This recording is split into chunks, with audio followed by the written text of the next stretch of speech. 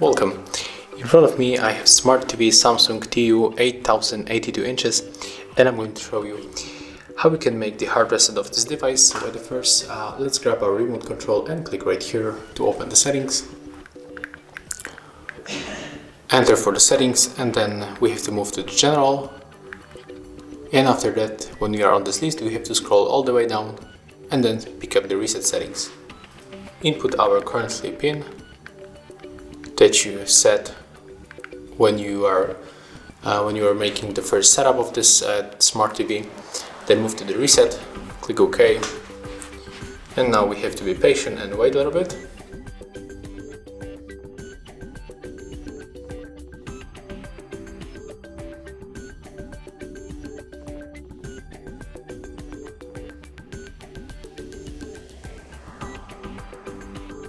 Okay, and as you can see, hard reset is complete, and right now we can run the first setup of the device.